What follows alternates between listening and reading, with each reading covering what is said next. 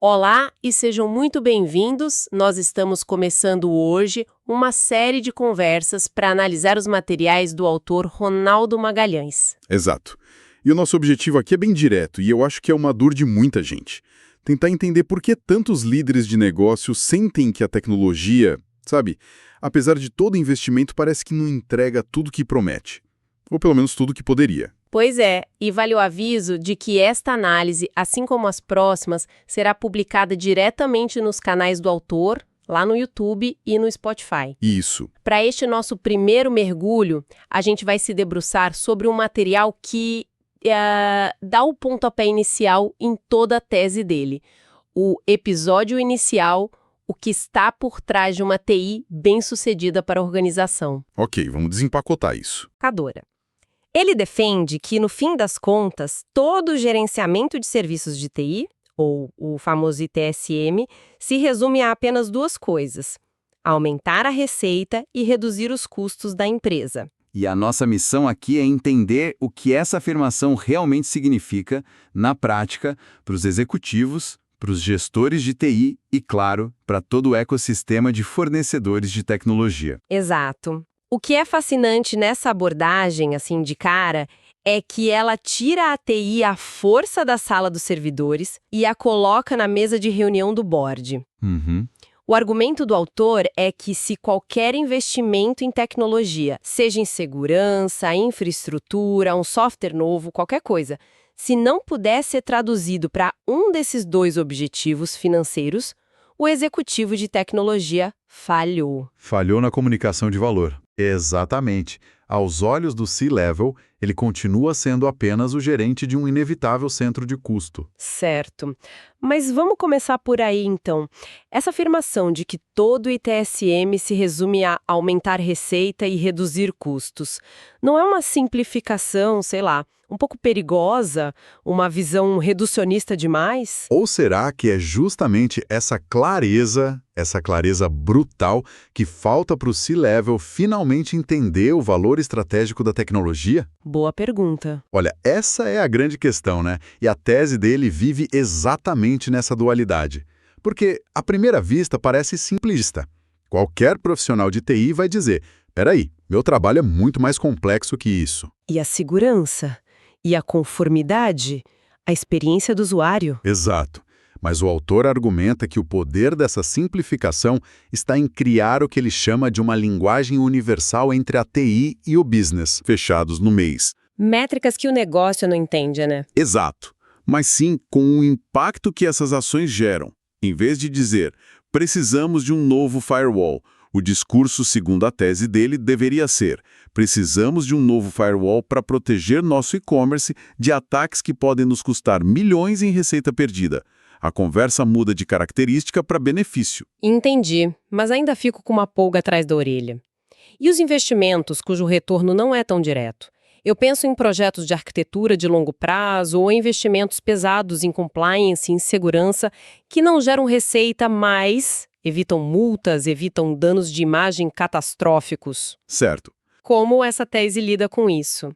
Esse é um ponto crítico. E o autor defende que até mesmo esses investimentos precisam ser enquadrados na mesma lógica, mas pelo viés do risco.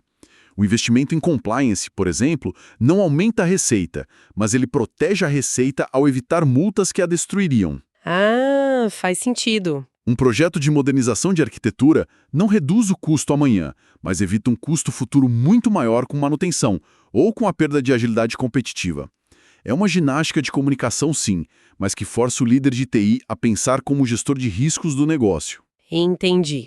E vale dizer que o autor já sinalizou que os temas de governança de TI e o cálculo de ROI serão aprofundados em episódios específicos justamente por conta dessa complexidade. Faz todo sentido. Mas se a chave é essa tradução, a pergunta de $1 milhão é: por que ela não acontece com mais frequência?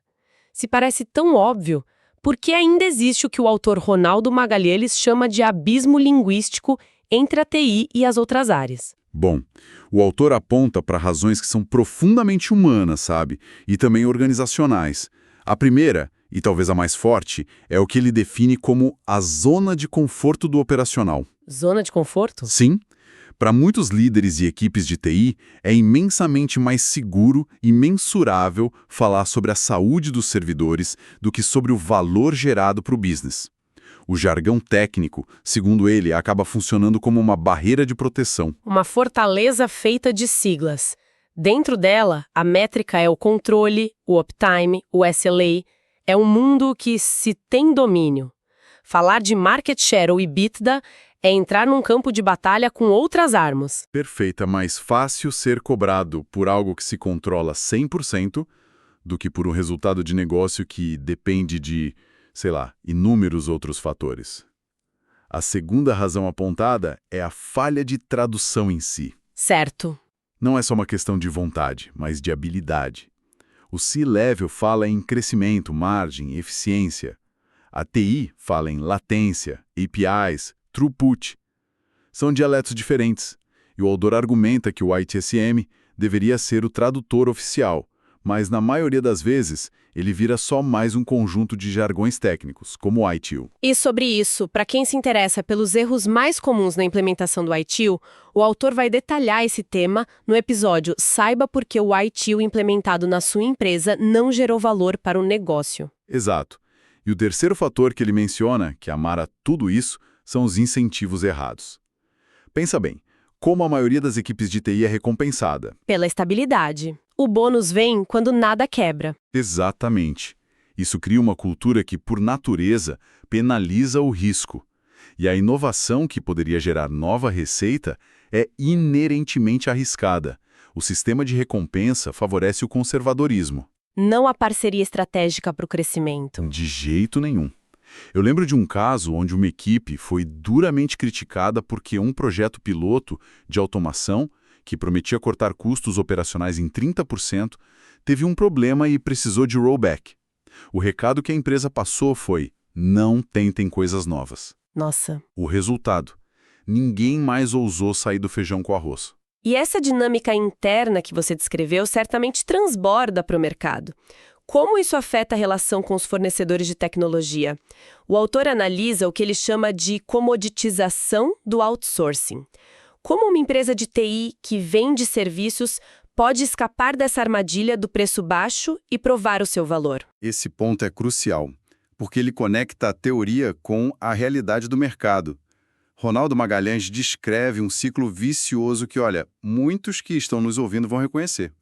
O cliente, pressionado a reduzir o orçamento, vai para o mercado buscar o quê? O menor preço. Sempre. A métrica de sucesso da concorrência vira custo por analista ou preço por ticket. O fornecedor que ganha é o mais barato. E o que ele entrega? Exatamente o que foi contratado. Exato. Uma gestão reativa, focada em fechar chamados o mais rápido possível para cumprir o SLA. Não há espaço nem incentivo para pensar estrategicamente no negócio do cliente. É a famosa guerra de preços, onde o valor se perde completamente. O foco vira a eficiência operacional do fornecedor e não a eficácia para o negócio do cliente. A conversa fica no nível de quantos chamados você fecha por hora e não em como você pode me ajudar a vender mais ou a gastar menos. E a saída proposta pelo autor é uma mudança radical no discurso. Em vez de vender gerenciamento de incidentes, o fornecedor deveria vender proteção de receita. Ah, interessante. A proposta de valor não é mais nós resolvemos problemas de TI rápido, mas sim nós garantimos que a sua operação de vendas não pare por uma falha de sistema durante o pico de faturamento. Em vez de vender automação de processos, o produto passa a ser redução de custos operacionais na área X. Isso muda tudo. O produto deixa de ser técnico e passa a ser um resultado de negócio. Um provedor que consegue demonstrar com dados como seus serviços impactam aqueles dois pilares do cliente, receita e custo, ele sai da briga para os centavos. Sai completamente. Ele passa a justificar um preço maior porque o valor que ele entrega é visível no balanço do cliente. Ele deixa de ser um custo para virar um investimento. Precisamente. E ele deixa de ser um simples fornecedor para se tornar um parceiro estratégico. É um jogo completamente diferente. Juntando todas essas peças, a gente chega a uma conclusão um tanto ou quanto alarmante. Com base no manifesto do autor, a gente pode dizer que uma TI mal gerenciada, que não consegue fazer essa tradução de valor, é hoje o maior risco para a expansão de uma empresa. Ela pode se tornar uma âncora. A conclusão que o material nos leva a ter é exatamente essa. O autor estrutura o que ele chama de os 2 pilares do ITSM para executivos que respondem a essa pergunta. O primeiro pilar é o da geração de receita. Aqui, a TI atua como um motor que permite à empresa escalar, criar novos produtos digitais, entrar em novos mercados. A tecnologia como viabilizadora do crescimento. Isso. E o segundo pilar é o da eficiência, que é a TI como ferramenta para fazer mais com menos, otimizando processos, automatizando tarefas e eliminando desperdício. Ou seja, uma TI que não está ativamente buscando oportunidades nessas 2 frentes, não está apenas parada. Ela está efetivamente freando a empresa. É isso? Exato. Uma TI que não atua de forma consciente nesses 2 pilares se torna, nas palavras do autor, uma âncora que impede o crescimento. E nesse cenário, o ITSM, quando bem aplicado, funciona como uma apólice de seguro para a estratégia de expansão. Uma apólice de seguro. Gostei disso. É o que garante que a base tecnológica não só suporta, mas impulsiona os objetivos do negócio. É o sistema que garante que, conforme a empresa acelera, as rodas não vão cair. Ótimo, então vamos tornar isso o mais prático possível. Se um CFO estiver nos ouvindo agora querendo testar se a sua TI é um motor ou uma âncora, quais seriam as 3 perguntas matadoras que ele deveria fazer ao seu diretor de TI amanhã, com base na tese do autor Ronaldo Magalhães? Essa é a melhor forma de colocar a teoria em prática.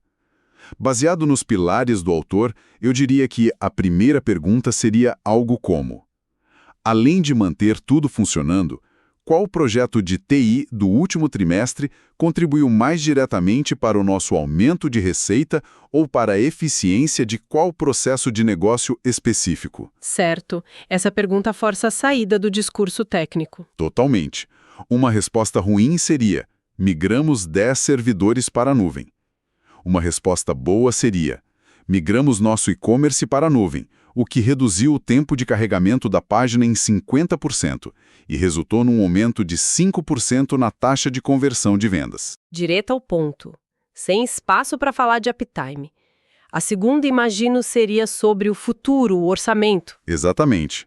A segunda pergunta seria: pode me mostrar como o nosso orçamento de TI para o próximo ano se traduz de forma clara em redução de riscos para a receita ou em ganhos de produtividade que vão reduzir nossos custos operacionais? Isso transforma a discussão de orçamento, que normalmente é uma briga por cortes, em uma conversa sobre um plano de investimento. Perfeito. O CFO não quer saber o preço de uma licença de software. Ele quer saber qual retorno aquele investimento trará para a companhia. E para fechar a terceira pergunta, qual seria? A terceira testa o pensamento estratégico do líder de TI e o entendimento dele do negócio como um todo. A pergunta é: se tivéssemos que cortar 10% do orçamento de TI, onde isso mais impactaria a capacidade do business de crescer? E por outro lado, se aumentássemos o orçamento em 10%, onde veríamos o maior retorno para o negócio? Uau! A resposta para essa pergunta revela se o CIO está só gerenciando uma lista de despesas ou se ele realmente entende quais são as alavancas de tecnologia que geram mais valor para a empresa. Exatamente isso. Então, para amarrar tudo, a grande provocação do autor Ronaldo Magalhães é que a conversa sobre TI precisa urgentemente evoluir. Sair do porão técnico e subir para a sala da diretoria, falando a língua que importa para o board, como a tecnologia pode gerar mais dinheiro ou fazer a empresa gastar menos. É uma mudança de linguagem e, acima de tudo, de mentalidade. Sem dúvida. Isso levanta uma questão importante para cada pessoa refletir sobre sua própria empresa. Se a área de TI da sua organização fosse uma unidade de negócio independente, com seu próprio balanço de lucros e perdas, ela estaria operando no azul ou no vermelho? Uma ótima reflexão. E mais importante, por quê? Para quem quiser se aprofundar nessas ideias ou acompanhar mais análises como esta, a gente convida a buscar por Ronaldo Magalhães no YouTube, Spotify e LinkedIn. Agradecemos a sua companhia nesta análise. Obrigada por ouvir. Esperamos encontrar você nos próximos episódios do podcast do autor.